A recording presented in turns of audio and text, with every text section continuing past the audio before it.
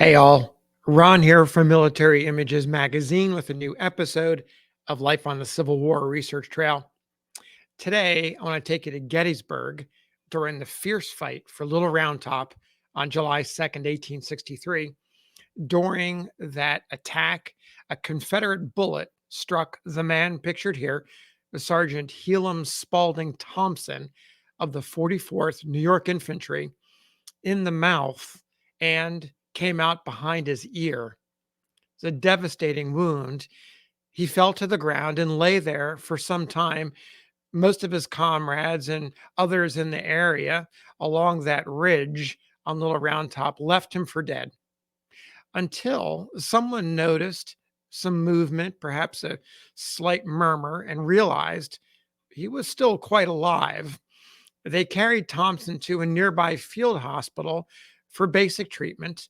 Medical personnel eventually admitted him to the U.S. military hospital in York, Pennsylvania, where he spent the next 9 months recuperating before being ordered back to his regiment. The war was still on, and Thompson was much needed to help the fight continue. When he left the hospital in York in April of 1864, Thompson had missing front teeth, paralysis on the right side of his face, and deafness in his right ear. He also left behind 11 comrades with whom he had become close friends, part of the ward and others in the hospital. They were all young men, and during their time together in the hospital at York, they wondered what life had in store for them. Would they survive the war? Would they marry and have families? Would they be good citizens? Would there still be a country? Fundamental questions that they could not and would not know the answers to. They pledged to meet in Niagara Falls in 20 years' time if they survived and share their stories. 11 of the 12 made it. They survived, including Thompson. In 1884, 8 of them made the reunion and updated each other on what had happened to them during the last 2 decades. I actually told this story a couple of years ago in Military Images magazine, and I've included a link to that story below, which includes photographs of all 12 men. Flash forward to today. I received an email from Eric Musil. He's descended from Helim Thompson. Eric shared a transcribed version of the original notes that Thompson prepared for the reunion. Wow. I want to read the notes just as Thompson prepared them. They include his experiences after the battles of the Wilderness and Five Forks, the surrendered Appomattox, peace, family, and settling in Nebraska. Now, imagine while I'm reading that we're in the Hotel Niagara at Niagara Falls, and Thompson is speaking from these notes to the 7 surviving comrades who were able to attend, and their families all gathered around a main room inside that hotel between July 2nd and July 4th of 1884. So here we go. Here's the notes. Left York Hospital April 4th, 1864.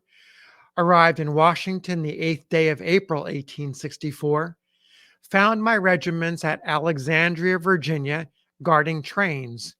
Soon after, we took our old position in the 5th Corps.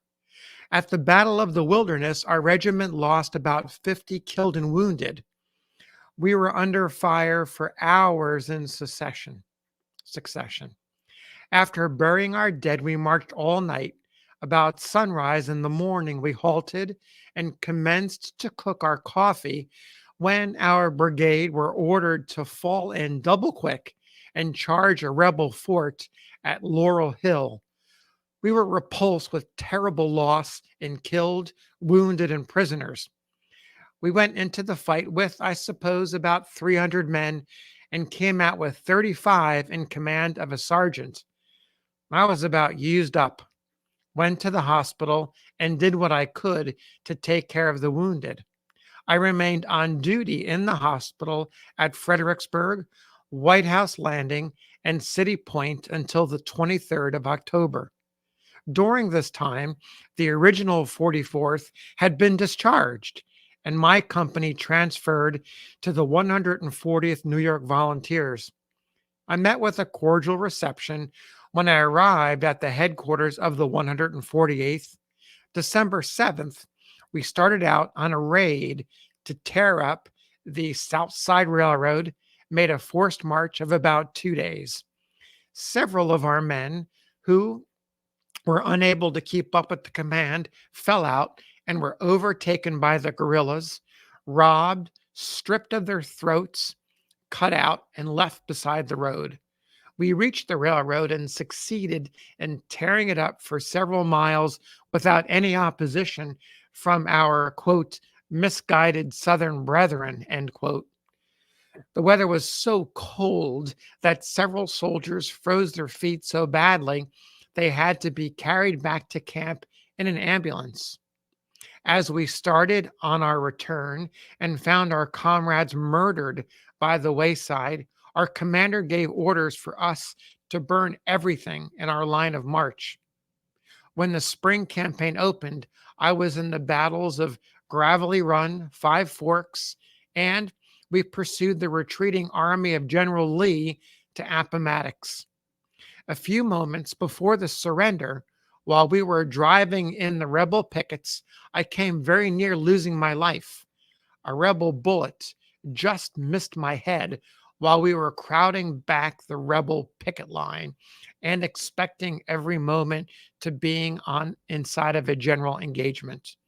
Suddenly, we were ordered to halt, and our brigade commander rode in front of the line, swinging his hat round out and ringing out the glad tidings that a flag of truce had been sent in, and General Grant and Lee were arranging the terms of the surrender.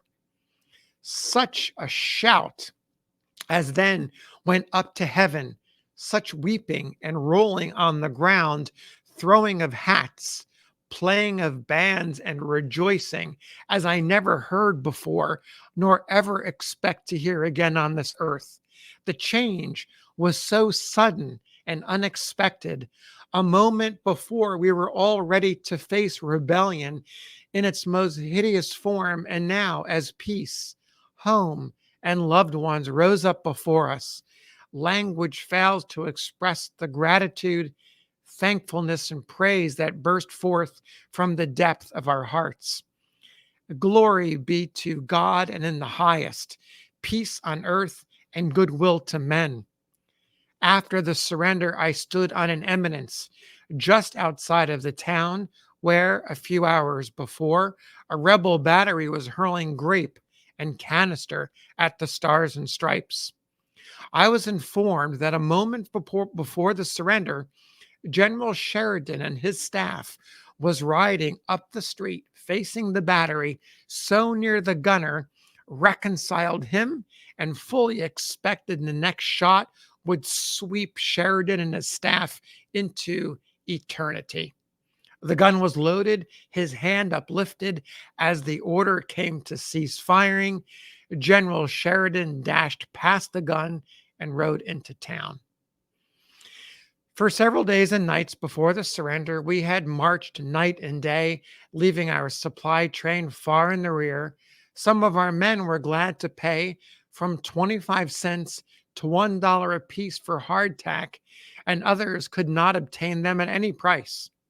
I did not suffer very much with hunger, but came so near it that I found it necessary to go around where the horses had been fed and gather the stray kernels of corn from the ground to keep off starvation. When we started back to Washington, our officers were in such a hurry to get home that they undertook to give us one of the hardest marches of the war. But the men thought that as the war was over, it would not pay to kill themselves, going home, so they fell out and took their time and were coming into camp for about a week after headquarters were established at Alexandria. I received my discharge on the 8th of June, 1865, in the city of Rochester, New York, took the evening train for Syracuse, arrived there about midnight, put in my knapsack, and started for my childhood home up in the mountains of Otisi, about 15 miles distant. Arrived there just at daylight. After breakfast, the first business was to fix the time for an important event that a young maiden had been anxiously waiting for through 3 long and terrible years of war. Before 3 o'clock that afternoon, I had hired out to a farmer in the neighborhood for the summer with the understanding that I was to have a vacation of 2 weeks in July. On the morning of July 3rd, at 10 minutes before 6 o'clock, I was married to Julia A. Burt. Spent 2 weeks in visiting friends in Massot, New York, returned and fulfilled my engagement on the farm. The following winter, I taught school. In the spring, I rented a few acres of land near Syracuse. At the end of 8 years of hard labor, I found myself no better off financially than when I commenced business. With a small family growing up around me without any prospect of attaining a home, I took and I thought it was time for a change in the program. Consequently, I took my family and started for Nebraska, settled in Buffalo County near Gibbon. For the first 3 years, the grasshopper has done a good share of harvesting, but since that time, the county has been gradually improving. I have not succeeded in obtaining our worldly honors, but I have a little home in the beautiful Platte Valley that is very dear to me, when a loving wife and 7 affectionate children anxiously await my return.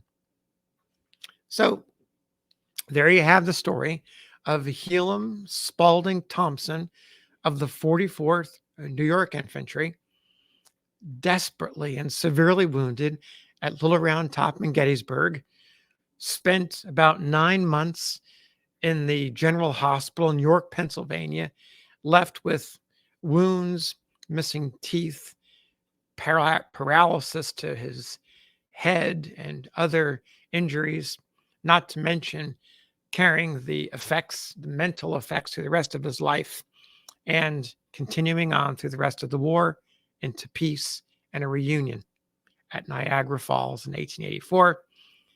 Thompson lived until 1907. So thanks for listening. We'll see you on the next episode of Life on the Civil War Research Trail.